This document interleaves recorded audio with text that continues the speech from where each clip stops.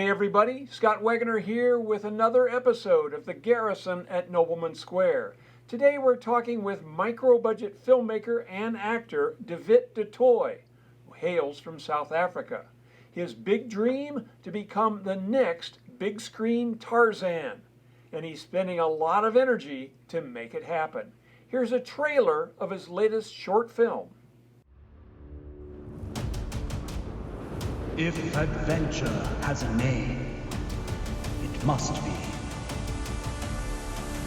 Tarzan!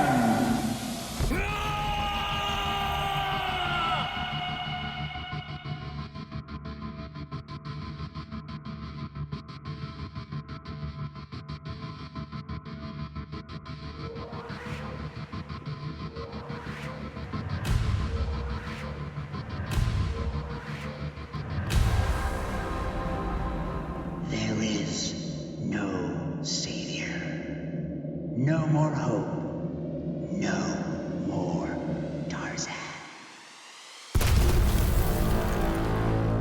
I am Tarzan!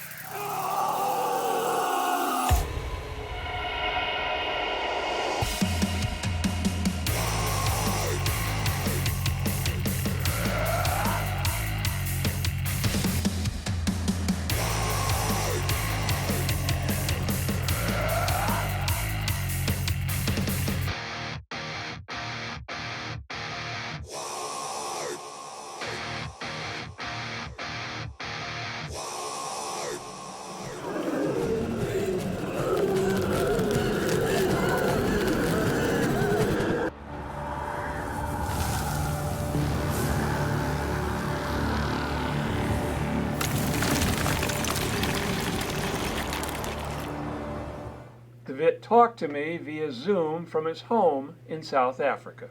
You are probably best known as playing Tarzan and looking to become the next Hollywood Tarzan. Tell me about that. Yeah, that's actually my dream, for all these past years to play Tarzan because, since I read about the Tarzan books, I think every child, some point in his life, he came across Tarzan and he starts learning about the character in the movies and Disney.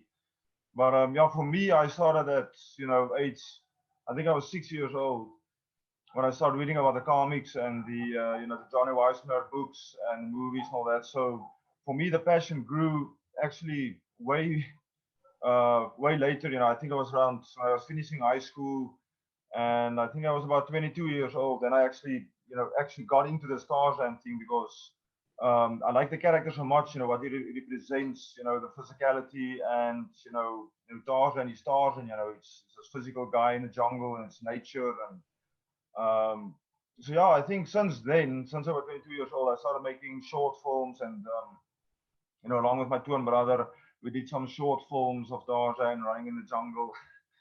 So at some point I came across an article on the internet where Hollywood says they're going to make a new Tarzan film and they're looking for an unknown actor.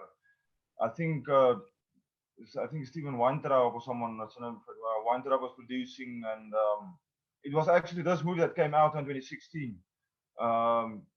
With David Yates, and they, at the end they picked Alexander Skarsgård.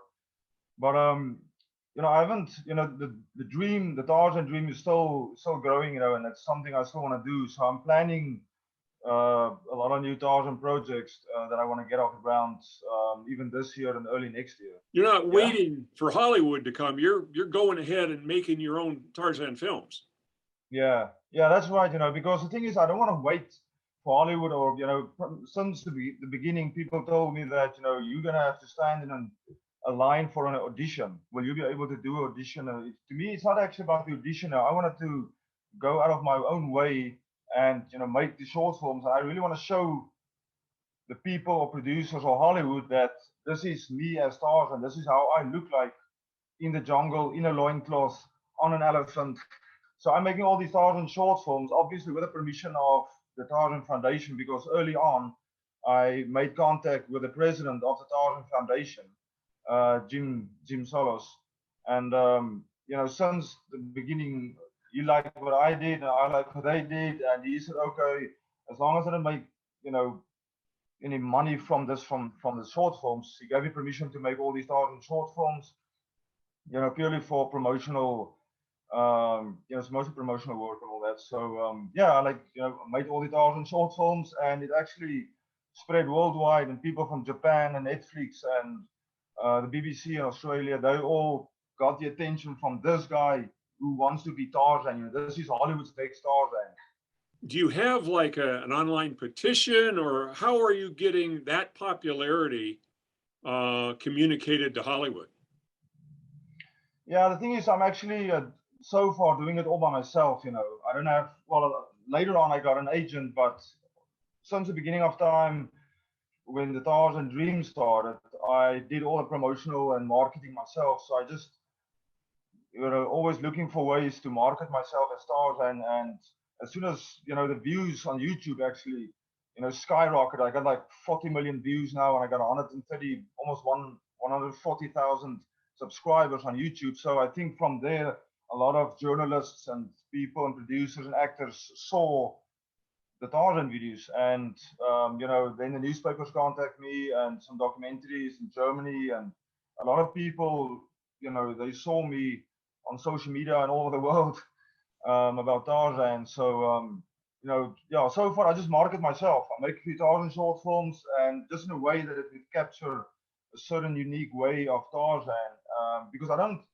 not like, but I think we've seen enough of these cartoon Tarzans. We've got all the, the Disney and animation and cartoon, and this comical character that's always making jokes, and it's this funny character. But I wanted to portray a more serious Tarzan character, still staying faithful to the books.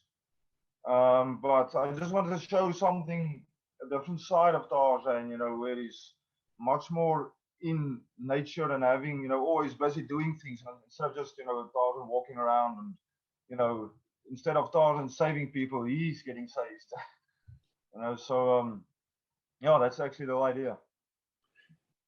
What is your take on the Jungle Lord?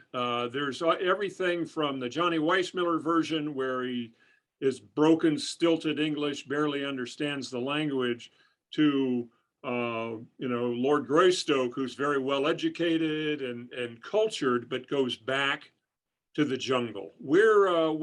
How do you see Tarzan? Yeah, that's actually it's a good question, because everybody, I believe, will have his own vision of Tarzan, or have his own perception of Tarzan. But to me, I like all those old movies, because I think we all grew up on the Johnny Weissmuller movies, and I think that the black and white Tarzan movies of Weissmuller, I think it captured the romance of Tarzan. It's like this period in time in Africa, and it had something which the films of today doesn't actually have anymore. It's missing that there's a special ingredient in those films which is not present today. But I like all those movies, and I watch all the films, of Christopher Lambert, Greystoke, and Casper Van Dien, and all those, the newer ones and the older ones. But to me, it's again, the books and the movies is different. There's always these two sides, because the book says this is Tarzan, and the movies in Hollywood is saying this is Tarzan. But it's actually two opposites, because the books describe Tarzan in the early years as this rugged, primal, uneducated, man that's growing up, and it's a quest for self-discovery. Who is he? Who is this man? What is his purpose in life? Why is he different than all the other animals? There's no other human beings. There's no woman. There's no children. Where's the mother? Where's the father? And so to me, I think Tarzan grew into this intellectual person, and he became educated, and he got fluent in all these languages, and he has this know-how of all the cultures and the skills and abilities and the ways, of the world. But I think the way I would portray Tarzan in film or in films is I would show a rugged, primal, gritty, strong man kind of man, Tarzan, who's almost animalistic, much more animal in the early years, but Tarzan got educated later on.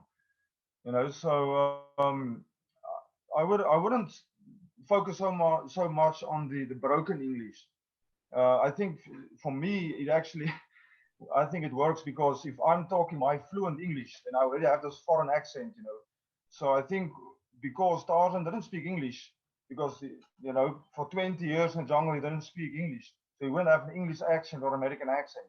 So I think he's gonna have a broken or a foreign exotic accent, because actually the first language I actually started to learn was French, if you read the books, and then English. So I think to have an authentic accent, language accent, would be a kind of a exotic accent, but then still, I would have him fluent. And Tarzan can speak fluent English, but he would have not typical broken English, but because of the exotic and the foreign accent that he would have in the jungle, because Tarzan didn't spoke English for 20 years.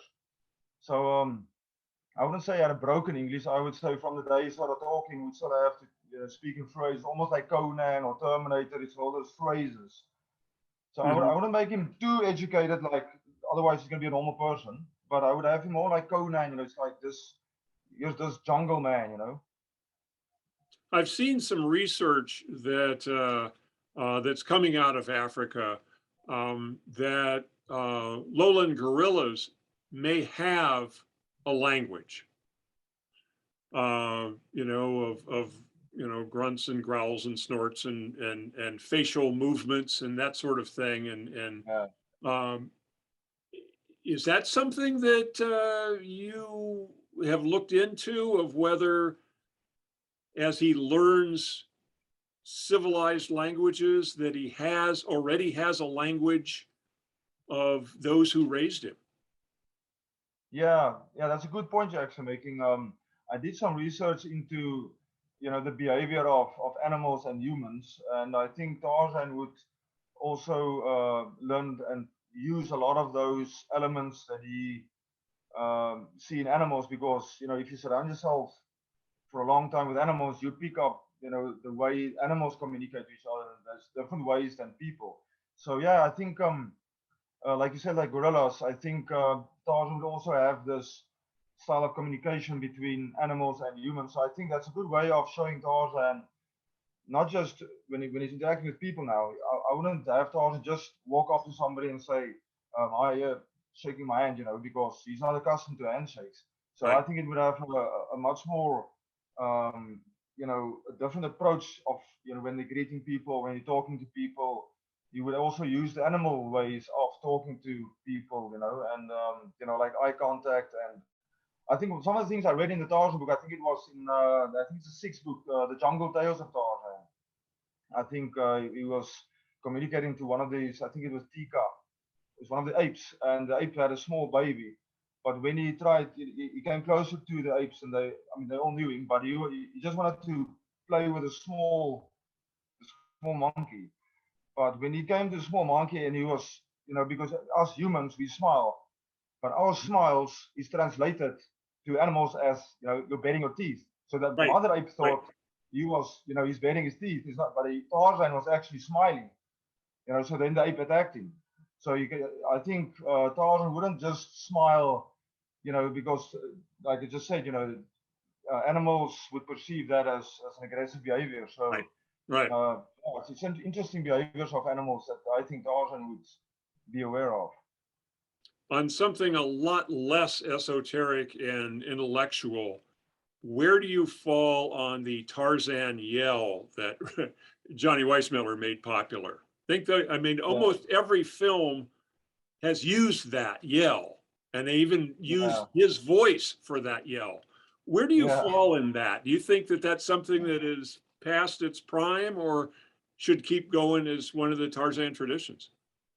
Yeah, that's something I also ask myself, but I think the Tarzan yell of Johnny Weissmuller is something that we're not going to get away of, and I think that's something that I still would use, because like you said, I also used it in my short films, because I think that is something that's so unique.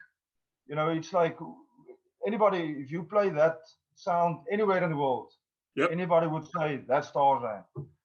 So I would actually have two different things now. I think I would still incorporate that Tarzan yell in the films, because that's just some Tarzan lore that the whole world knows about. But then also you can maybe try to evolve or develop a new yell, but also strong and powerful, because I mean, the Tarzan yell can actually sound like anything, but you have to find something that's going to differentiate Tarzan from any other character or animal. Right. But yeah, I think I would still use the Tarzan yell of Weismuller because that is so unique, and it's something that stood the test of time for the past 100 years. Let's talk a little bit about some of your other projects. I was looking on IMDb, and it looks like you've been in a few other films, but talk about what else you've got going on. You're a writer, a producer, a director, in addition to being an actor. What are some of these other projects you've been involved in? Yeah, there's a lot of projects I've been involved in different ways, but I always have a Tarzan project going on somewhere. Yeah, So there will right. always be Tarzan projects, but excuse me. But yeah, I have a few. Just quickly, I think I have 2 or 3 other Tarzan projects anyway in the pipeline. Also a Tarzan documentary and a reality show. But the other films I have in mind, like I said, I'm also writing scripts along with my twin brother. So we're developing normal, action films and a heist film, and also kind of a thriller or a horror film, So we are working on this African unique film called Cabin 7, which is more a African themed film of survival, and a group of tourists, got surrounded by lions. So it's more like a lion horror film, but that's something that's still coming soon. And then we have a normal heist action film, so we have a few scripts, that we are working on for the next year at least. And then also, I have a few connections from all over the world, but a lot, some people from the asylum, the Sharknado guys. Uh-huh. Yeah, some of, they're very directors, but some of them came down to Cape Town, South Africa, and they also filmed some of the shark films, like Empire of the Sharks and Planet of the Sharks and the Six-Headed Shark Attack. So they have all those movies, independent films that they shoot in Cape Town, and then I always have a small bit part, or I'm helping them behind the scenes, as a on the production team. So there's a few other films that I always try to be involved in, until the Tarzan films come out. A large part of our audience at Nobleman Square is with independent filmmakers such as yourself, who are working on short films or feature films. And you've been doing this for a long time. What kind of advice would you give to people, independent filmmakers, to be able to further their craft? Well, something that I picked up along the way is, I didn't, early on when I started a career, I didn't have a mentor or a publicist or a manager or an agent, to guide you through this process, and an acting coach and all that. But I think today, especially today, because everything is online almost, so I think today you can actually educate yourself. It's like Bruce Lee said, self-education.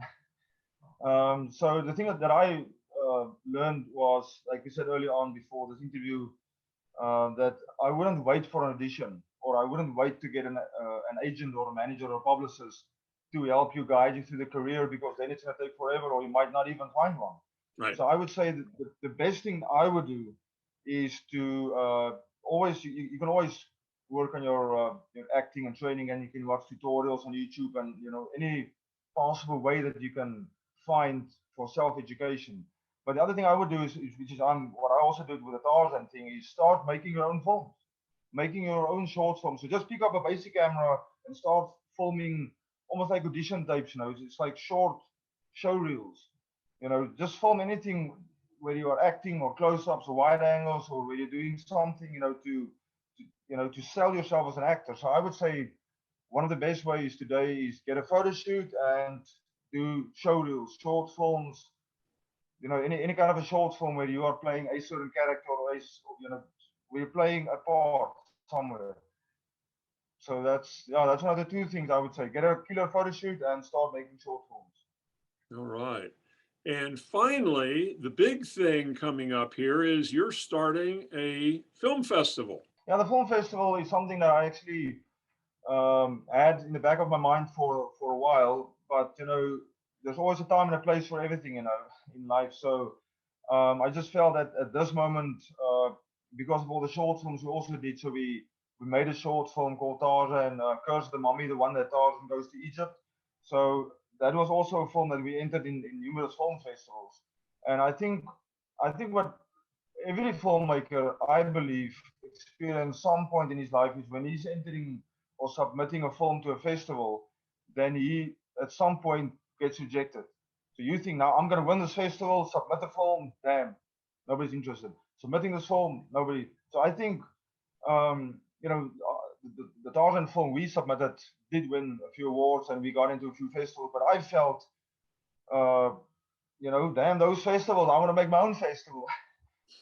So I think the thing is, I have a few festivals in mind, but this first festival is called the Kaiju Film Festival. And Kaiju, as everybody probably knows, is kind of a monster theme, a Japanese genre of monsters and creatures and mutants. So I think for this festival, I just want to give a platform to aspiring filmmakers and independent filmmakers to showcase their short films or feature films or documentaries or trailers. Not only to this genre, it is a genre festival, but I think what is unique about this, it's not just a fantasy or a sci-fi film festival. This is a kaiju film festival, but it's a platform for mythology and mutants and monsters, and I mean, it's actually so wide, the genre of kaiju or monsters and aliens and zombies and sharks and all those kind of fantasy creatures. I think there's huge platform and interest these days for those kind of films, and I think this is something that I wanted to do for some time now. So me and my brother, came up with the whole idea and the programming and organizing this festival. So that for this first festival, it's going to be online, but we're actually planning to have an actual venue next year for this festival. And yeah, we will see where we're going to take this. Maybe somewhere in Los Angeles, downtown LA. Yeah. Yeah. So this is, and I don't know in South Africa if you guys celebrate Halloween, but that's the season right now in America of Halloween is coming up at the end of October, which is exactly in line with your film festival entries. Yeah. And everybody is very excited about horror movies, monster movies, anything that'll scare them. Everybody's going nuts over here Yeah. about that. Yeah. Was that part of your planning? Is that, and do you celebrate Halloween in South Africa? Yeah, yeah. I think in South Africa we don't actually celebrate Halloween. I think that's something that's not yet something that people celebrate. But I mean, me, I like something about Halloween because I think that's one of the reasons that I plan to have this festival happening during Halloween and also maybe Day of the Dead, the Dia de los Muertos festival. So I think I think the Kaiju festival is the perfect genre for Halloween because just like you said, everybody's mind and focus is now monsters and aliens and zombies. It's just Halloween. So that's why I plan to exactly have this festival playing on, this Halloween themed, and people's minds is now Halloween. And this is something that I want to, celebrate once I'm in America, because in South Africa we don't actually celebrate Halloween, but to me it's actually it's an interesting time, because it's trick or treat. But I think it's a perfect timing for anything monster, anything mutant. It's kaiju, it's Godzilla, it's King Kong. It all fits in with the theme. Absolutely.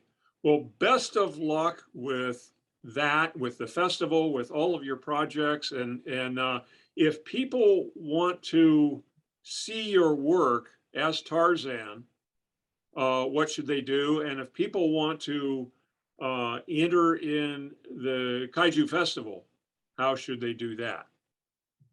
Okay, well, all my Tarzan films, all the work I've ever done is on YouTube under my name, Dutoit. Or you can just Google, Hollywood's Next Tarzan or South African Tarzan or the real Tarzan of Africa. But I do have a website, it's Tarzana Interactive.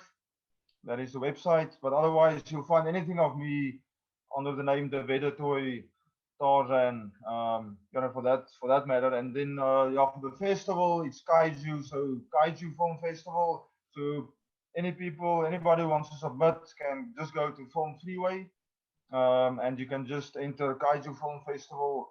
The website is Kaiju. We have a Facebook page for Kaiju Film Festival. So anybody who wants to submit can just go to Film Freeway on the Kaiju Film Festival. We have nice rewards. We have trophies for everyone. We have also a special guest, Donnelly Icing. She's a very famous actress, all the way from Blade Runner 82, Harrison Ford, Ridley Scott, and and so much more. Congratulations on all the successes you've had and on your future successes, of course. Yeah, thanks a lot. I appreciate it. Thanks for having me on the interview, and happy Halloween to everyone outside, and hopefully, Tarzan will return. We'll count on it. All right. Take care now. Thanks so much, Dutoit. Thanks for joining us. If you're watching from Nobleman Square, be sure to check out our digital horror magazine made expressly for Midwest filmmakers who have a passion for the horror genre. In it, we've got an interview with Doug Jones. He's the star of Star Trek Discovery and the creature in the shape of water.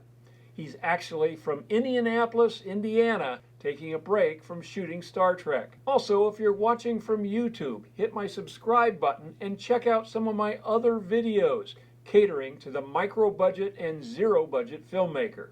Until next time, stay focused and keep your batteries charged.